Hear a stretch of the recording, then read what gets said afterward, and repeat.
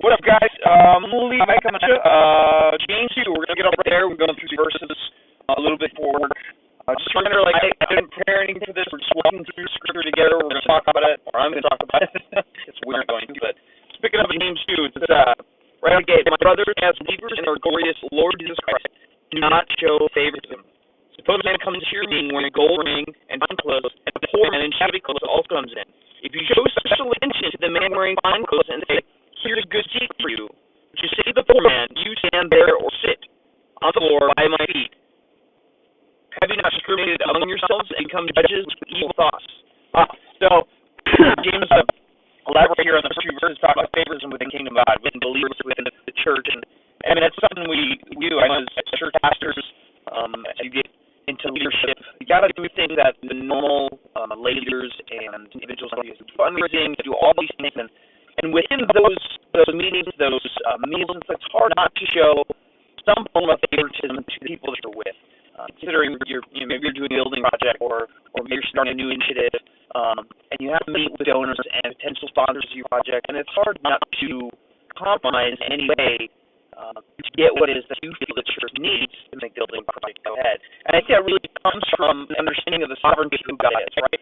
I had a pastor years ago talk about the difference between a God of scarcity and a God of plenty, or of all things, a sovereign God. If you look at Jesus Christ, the sovereign Son of God, who is at the head of all things, he's in control, he's sovereign over everything, he's sovereign over the environment, he's sovereign over future events, he's sovereign over present moments, he's sovereign over the past.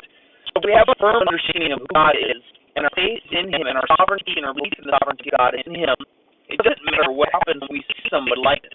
Like James is talking about here, he says, if you show special attention to a man wearing fine clothes and say, "Here's a good seat for you," giving privilege to somebody else just based on their appearance and what they look like and what they carry with them.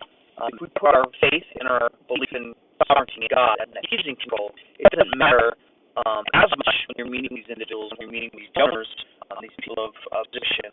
The sinners, just like you and I, they all violated the law of God, and we all have our only hope in Jesus Christ. If we come to the table every day in life with that mind that God is sovereign, and if we are seeking Him, these things that we need will be given to us, because it says in the Word, "Lord will provide everything according to His glory riches," right? He'll give us everything we need within Christ Jesus to complete whatever it is He has for us.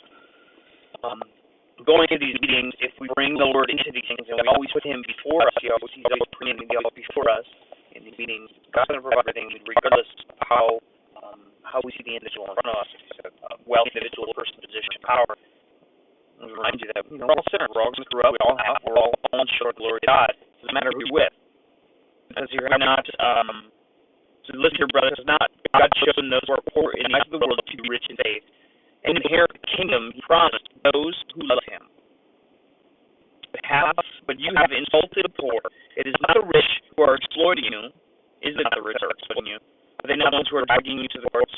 Are they not the ones who are slandering the noble name of Him who you belong to? So again, you can elaborate some more on the presence of a wealth person or a person of great wealth and an individual who appears to be poor. And that it is not the poor that are pulling you in front of the doors, and the rich are pulling you in front of the courts and prosecuting you versus the poor spirit or not, or poor in wealth.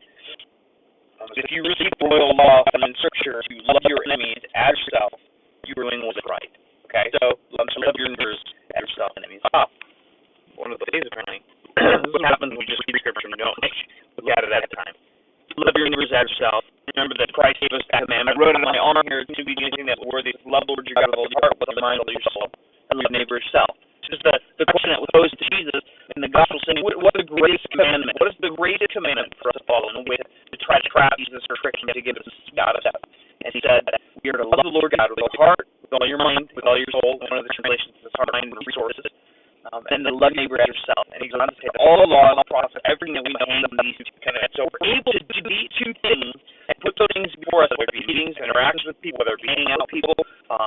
We can really live out the law of love that God has put in our hearts, that He has commanded us to follow. And we live it out on a daily basis. But if we put anything else before that, whether it be prestige, power, privilege, anything like that, we put any of that before us, we're going to drop the ball, and we're going to screw it up pretty good. I don't know about you, but I'm a daily sinner, and anytime I step in front of God, I screw it up. You really keep the roll off in the Scripture. Love your neighbors as yourself, you are doing what is right. But if you show favoritism, you sin and are convicted by law as a lawbreaker. Whoever keeps the whole law stumbles just at one point is guilty of breaking all of it. Again, talking about being sinners. If you've sinned once, you're done.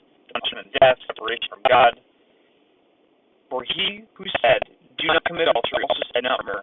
For if you do not commit adultery or commit murder, you are a lawbreaker. Speak as those who are going to be judged by law and give freedom, because judgment without mercy will be shown to anyone who has not been merciful. Mercy triumphs over judgment. Let's take away. You're going to meet people today that you're going to want to spend time with. You're going to meet people that you don't want to spend time with. You need to lead. I need to lead. I need to step out in such a way that I'm showing the love of God and not displaying worldly favoritism based on position and privilege. To treat everyone as they are. And this is actually what we talked about before. I can see everybody in my life, everybody I encounter as like my little boy, my son Terry, my daughter Lily. We're just adorable, cute, even when we're being knuckleheads. If I can see them like that, I can superimpose my kids on them. I can love them in such a way that I will be displaying the love of God and be able to put their needs before my own. And it's going to be at least relatively, it's a discipline, and discipline means you have to do it, and over time you get better at it. Okay, you're not immediately disciplined, you're not immediately ready to go, you're not immediately solid and concrete, you can just learn lessons, check them off, try errors, try fire. You've got to actually put the work in and get it done. So stop procrastinating, suck it up, rub some dirt in it, whatever you want to do, but lead with love, and that is to put other people's needs before yourself, and to not seek favoritism, not press favoritism. I mean, if you attempt to, you feel like you are, one of the best ways to get around that would be to put somebody else in that position right away. So if you see someone you feel like you're inclined to put them in a position to fix them or treat them differently, then grab somebody else right away and put them before them, or do something immediately before that. You're tempted to do it, do something that's contrary to it, do something that's incongruent with the gospel and the love. So good luck today. Praying for you guys. Like I said, we're going to go through the book of James. I'm not going to prepare anything. We're just going to read through it and talk about it.